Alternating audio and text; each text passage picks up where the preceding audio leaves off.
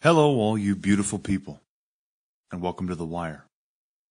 First things first, I want to apologize for not being very vocal lately. Secondly, we've had to make some severe changes. As you all know, there's been a massive crisis plaguing what was the platform of YouTube. We had moved off of YouTube partially, but now I believe we're going to move off of there entirely. And what I mean by that is the channel's going to stay up. Occasionally I'll post a video. But if you would like to continue following us for continual updates, first thing, go to the website, christiantruther.com. In addition to that, download our free mobile apps. They're free to you. We will continue to do more of an audio-based platform, as that's what we can afford. As you all know, a lot of what we did was funded by the ad revenue on YouTube. To make up for that, I've had to pick up a second job.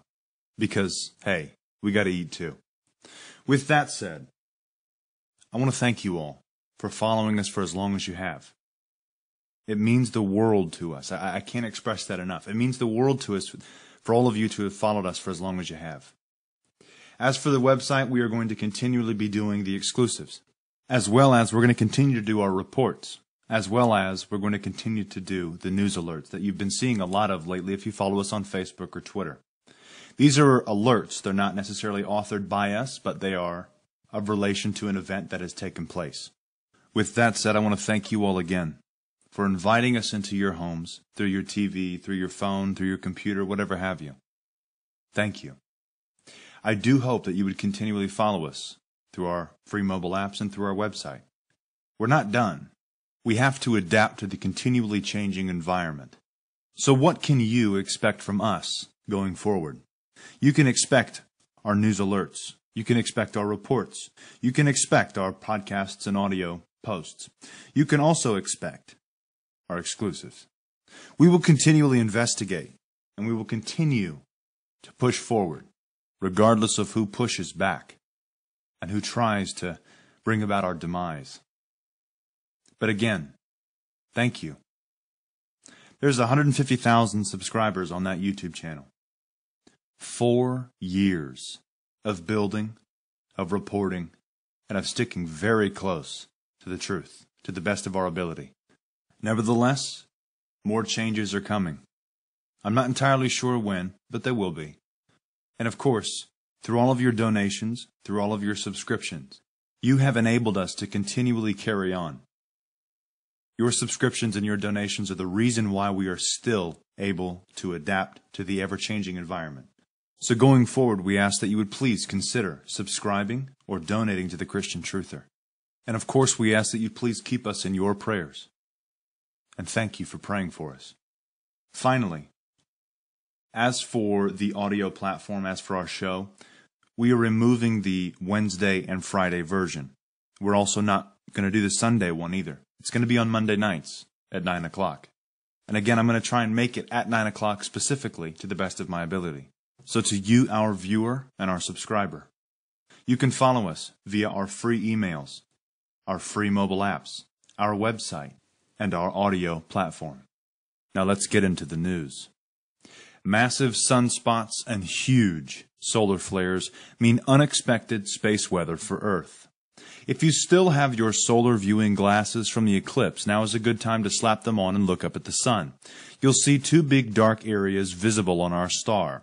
These massive sunspots are regions of intense and complicated magnetic fields that can produce solar flares, bursts of high-energy radiation. You can just make them out with solar viewing glasses, but they're better viewed through a solar telescope. These 2 huge sunspots are currently causing quite a bit of consternation and interest. The solar storms they've sent toward Earth may affect communications and other technologies like GPS and radio signals. They're causing amazing displays of the northern and southern lights. And space weather scientists like us are excited because we wouldn't normally expect this much activity from the sun at the moment. The sun goes through 11-year cycles of solar activity. What scientists call a solar maximum is the time in the cycle when the sun is putting out the most energy. That's when we tend to see the most sunspots, solar flares, and associated solar storms. Some solar maxima are larger or more active than others, such as the 1990 to 1991 solar max. But this last cycle, which peaked in 2014, was quite small, and there were few large geomagnetic storms. We're heading into the bottom of the solar minimum, when the sun tends to have fewer sunspots, solar flares, and coronal mass ejections, large explosions of plasma, electrons and ions, and magnetic fields. But despite where we are in the sun's cycle, activity on the sun has dramatically picked up over the past few days. On and off, these two sunspots have been flaring and shooting out coronal mass ejections directed toward Earth. This was posted on The Conversation, and it was posted on September 7th. The question I want to pose to all of you, our listeners: does this have something to do with what we're seeing with these massive hurricanes? Let me know what you think in the comments. China is going to ban the production of petrol and diesel cars in the near future. Announcement aimed at tackling pollution will prove a huge incentive to development and sale of electric and hybrid vehicles. China, the world's biggest vehicle market, is considering a ban on the production and sale of fossil fuel cars in a major boost to the production of electric vehicles as Beijing seeks to ease pollution. The move would follow similar plans announced by France and Britain to outlaw the sale of petrol and diesel cars and vans from 2040 in order to clamp down on harmful emissions. Xin Gubin, Vice Minister of the Industry and Information Technology, told a forum in the northern city of Tianjin at the weekend that his ministry had started relevant research and was working on a timetable for China. Xin said the policy would be implemented in the near future, according to the official Xinhua news agency. These measures will promote profound changes in the environment and give momentum to China's auto industry development, he said in remarks broadcast by CCTV state television. Enterprises should strive to improve the level of energy saving for traditional cars and vigorously develop new energy vehicles according to assessment requirements, he said. China produced and sold more than 28 million vehicles last year, according to the International Organization of Motor Vehicle Manufacturers. So check this out. All these wonderful electronics in a vehicle. Some of them are running off of battery, some of them are from Tesla and other organizations. But did you know that the people in Florida who had a Tesla vehicle had their batteries, had their cars, the mileage, the range of mileage that they can go on one single charge, remotely extended by Tesla? Now, in this particular case, it was a good thing because Tesla hacked their vehicle. Excuse me, not hacked. They remotely logged into the vehicle. The manufacturer remotely logged into the vehicle to change the software within their personal car and upgraded their software package to enable them to have a temporary extension on the range that their vehicle can go. With electric vehicles, that's a lot of control. With a diesel or a gasoline car, there is no such control right now.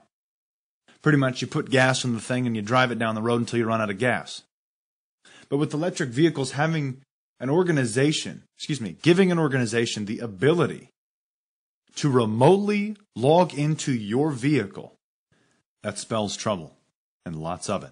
And to make matters worse, if you're in China, France, or Britain, pretty soon you're no longer going to be able to purchase a gas vehicle.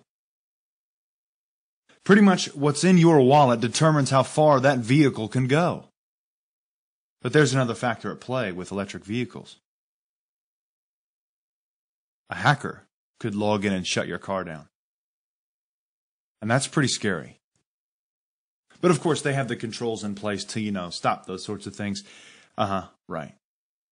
And just like we know for a fact, the CIA has pretty much a back door into every single person's brand of smartphone, we know that they have a back door into these vehicles.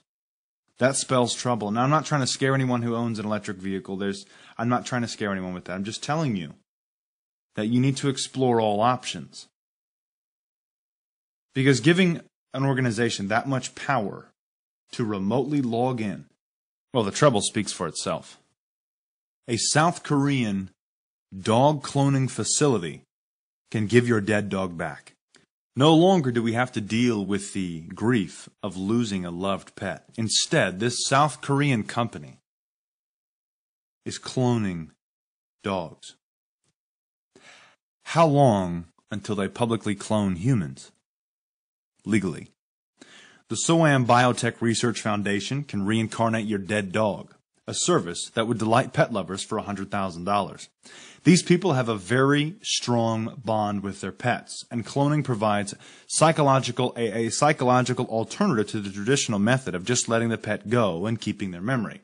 And Soam researcher and spokesman Wang Jae Wong, they specialize in cloning cattle and pigs for medical research and breed preservation as well, particularly developing genetically engineered animals for use as disease models.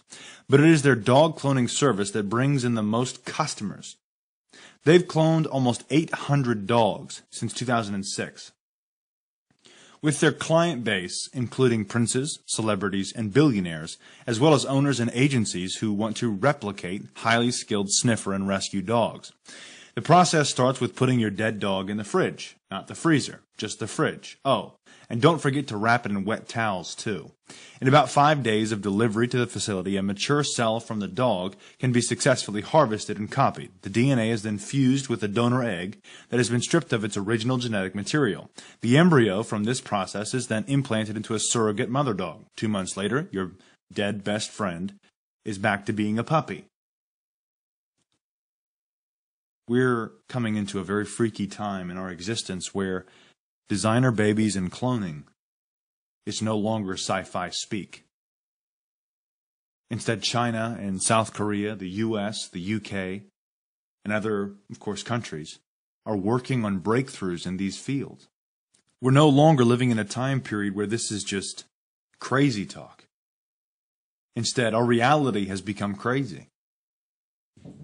And those that refuse to accept that that is a part of reality, they need to get real. Because over the course of the next few years, technology is expected to grow exponentially. Things are going to change very rapidly, especially in the fields of genetic engineering. At least 32 looters have been arrested across Florida during Irma crime spree. Thieves prompt SWAT standoff after robbing a store for guns, while others are caught on camera breaking into a sports shop. We're moving on, if you can't tell. SWAT officers in Orlando detained one suspect after a standoff which began. Looters broke into Academy Sports trying to steal guns. 2 groups of looters were caught on camera Sunday ransacking 2 separate sporting goods stores in hurricane-hit South Florida. At least 8 people were filmed by an ABC crew breaking into Simon's Sportswear in Fort Lauderdale, Florida. The group did so amid Hurricane Irma's destruction across South Florida. In Midtown Miami, a local reporter watched as at least a dozen of looters undertook what appeared to be a well-coordinated theft of a sporting goods shop. No one in either group has been identified. A Broward County Sheriff's deputy shot a teenager and arrested another after they allegedly broke into a home in the affluent suburb of Weston. Fort Lauderdale police announced the arrest of 2 28-year-old men who are alleged to have broken into 6 homes late Saturday night. A utility company near Orlando is reporting that residents are complaining of looters posing as utility workers who rob homeowners at gunpoint. Both hurricanes that have hit the United States in recent weeks, the victims of those hurricanes have fell victim to looters. Now, of course, for the victims of Hurricane Harvey and Irma, we need to pray for them. And as to whether the 2 hurricanes were the results of weather modification and weather warfare or just a horrific storm, regardless, the people need our prayers. Moving on, this was breaking news a couple of hours ago, but a Belgian mayor was found dead in a cemetery with his throat slit open. A Belgian mayor has been found dead in a cemetery with his throat slit. The body of Alfred Gadeen, 71, mayor of Muskron, was discovered by his wife on Monday evening. He had been out to close the site for the night when he was murdered. His death shocked the country, with the Prime Minister expressing horror at the death of the retired national lawmaker. Local news service Sudinfo, citing unnamed sources, said a suspect had handed himself in to police and that the motive was unclear. the case, instead of being handed to the National Counterterrorism investigators, was handed to a local prosecutor. That could be a key indicator that something personal had taken place, especially since an individual had turned himself in. Who knows exactly what took place, but that's pretty gruesome. Moving on. Nobel Prize winners claim top dangers to human survival stem from unintended consequences of science and technology. 50 Nobel Prize winners recently met to discuss and vote on the biggest threats facing humanity. Their responses range from Donald Trump to nuclear war to climate change and/or science itself. One of the biggest unfounded threats in their eyes is global warming and overpopulation. 2 of the correspondents listed artificial intelligence, and of the 11 dangers, 7 implicate humanity's wayward innovations. While addressing the top threats to humanity, the top scientists expressed concerns regarding their funding and the freedom to order up technological breakthroughs. Scientists have long housed issues regarding funding and their ability to conduct research for reasons such as the production of results, or more formally, an investor's return on their respective investments. Over the years, many across all sides of the political spectrum have lost respect for scientists, and their corresponding research is being disregarded. The most recent example of such is Donald Trump and the entire ocean of people who back the President of the United States. Trump is the embodiment of people who are frustrated with the, quote, experts, because the experts keep attempting to dictate how people must conduct their lives. More specifically, we're seeing the experts tell us that the collective ideology is more important than the individual. But the last time I checked, the Constitution of the United States is about individual liberty, not a collective. And if that begins to change, folks, we're heading straight for communism. But of course, we already know that. Let's continue. In addition, people are waking to the reality of just how science and technology is manipulating the livelihoods of many. While the experts disregard the common man and slant their way of life, the lack of respect is not just in relation to scientists, but rather to the established institutions of the world. Science is a field that has come about to aid humanity in understanding the world around us and carve out a way forward. However, science has increasingly become far more biased and politically driven in recent decades because the experts use their authority without warrant, and such has driven the anti-establishment mindset to the White House. The biggest issue as of late is the general consensus on climate change. Many who choose to disagree with the experts on global warming have been slanted as science deniers, bigots, idiots, and deplorables. Interestingly enough, those who choose to deny such a thing have reason to believe that they're being lied to, and such gets proven true time and time again. From the 1940s to the 1970s, it was global cooling. Then it was global warming. And now it's climate change. The fear-mongering that science levied upon the people from the consensus by these issues alone has warranted a resistance to the experts. But it's deeper than that. As of late, data manipulation has proven to be a problem for the scientific community, in that scientists are actually manipulating data to cause a political will. Even deeper, and upon further review, it would appear as though it's not just the 2 issues above that plague science, but rather it's also the source of funding. According to one U.S. Nobel Prize winner, science is needed to educate the public to create the political will to solve these problems. Where the disregard for the established institution comes to fruition is in the education to create a political will to attack the problems at hand, thus creating activists loyal to a cause based on computer models and fear-mongering.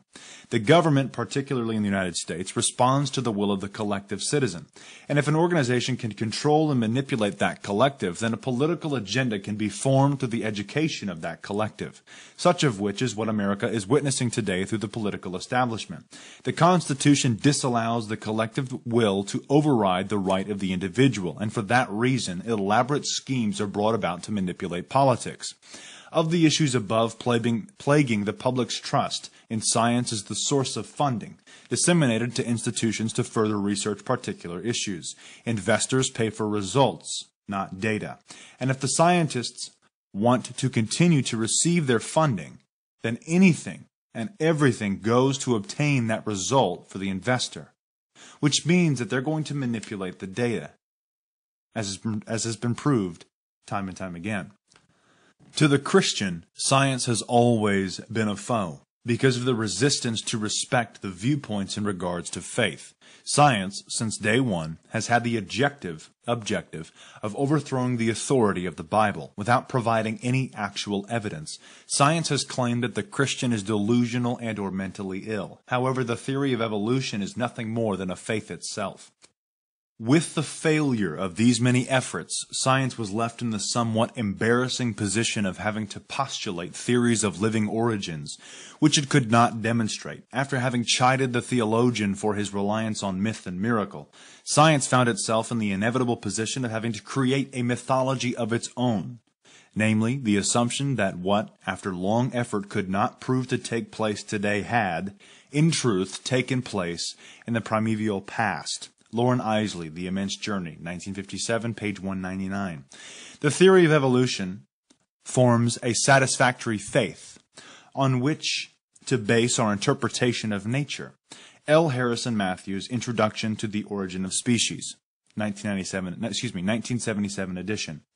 Most modern biologists, having reviewed with satisfaction the downfall of the spontaneous generation hypothesis, yet unwilling to accept the alternative belief in special creation, are left with nothing.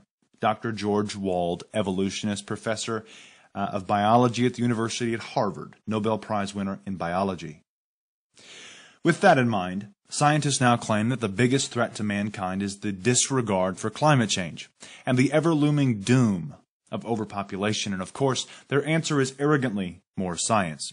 But just as Fox News correspondent Michael Gillian with a PhD points out, of the 50 Nobel Prize winners, the majority of them unwittingly claim that the biggest threat to humanity is actually not climate change and or overpopulation, but rather the unintended consequences of our science and technology. Jumping quickly back into solar radiation, solar storms and such, as we opened this podcast with, or as we opened this show with. This was a quick report on spaceweather.com, solar radiation storm in a ground level event. On September 10th, departing sunspot AR2673 erupted, producing a powerful X8 class solar flare. The explosion propelled a CME into space and accelerated a swarm of energetic protons toward Earth. The many specks in the above movie, which of course you can't see, are not stars. They are solar protons striking SOHO's digital camera. Almost 2 days later, these protons are still streaming past our planet, causing a moderately strong S2 class solar radiation storm. The latest data from SOHO show an ongoing blizzard of digital snow and chronograph images. What made this flare so, quote, radioactive? It has to do with the location of AR2673 at the time of the explosion. The sun's western limb is magnetically well connected to Earth. Magnetic fields spiraling back from the blast site led directly to our planet, funneling these energetic protons earthward. Normally, solar radiation storms are held at bay by our planet's magnetic field and upper atmosphere. On September 10th, however, there was a ground-level event, a GLE. Neutron monitors in the Arctic, Antarctic, and several other high-latitude locations detected a surge of particles reaching all the way down to Earth's surface. In historical terms, this was a relatively small ground-level event, only about 1/1000th as strong as the event of February 23, 1956, which is the largest measured, says Clive Dyer, a visiting professor at the University of Surrey Space Center. However, that does not mean that the September 10th GLE was not negligible. Dyer says that passengers flying on high-altitude routes at 40,000 feet could have absorbed an extra 10 microsieverts of radiation. During the first hour of the GLE, the dose rate inside the aircraft during such a flight would have approximately doubled. He also notes that the GLE could have caused minor upsets of onboard electronics and avionics, although nothing on the scale of the epic 1956 GLE, which would have been very challenging to modern systems. Since measurements began around 1942, there have now been 73 events detected by ground-level radiation monitors, he adds. The September 10th, 2017 event is far from the strongest, but it is of special interest because it demonstrates the need for continual vigilance during the solar minimum, which is what we're heading into. Jumping into politics, the UN Security Council unanimously adopts tougher sanctions on North Korea. The United Nations Security Council has unanimously approved a new resolution banning North Korea's textile exports and capping its oil imports following Pyongyang's sixth nuclear test conducted last week. The UNSC resolution was passed Monday after Washington agreed to revise the draft to accommodate the positions and concerns voiced by Beijing and Moscow. In other words, they softened it. Following a series of behind-the-scenes negotiations Sunday, diplomats agreed not to ban oil exports into North Korea. Instead, the ninth set of restrictive sanctions against Pyongyang, unanimously adopted by the 15-member UN Security Council following North Korea's sixth nuclear test earlier this month, authorized a cap of 2 million barrels a year of sales of refined petroleum products to North Korea, Reuters reported. The sanctions also place a cap on crude oil exports to the communist regime at current levels.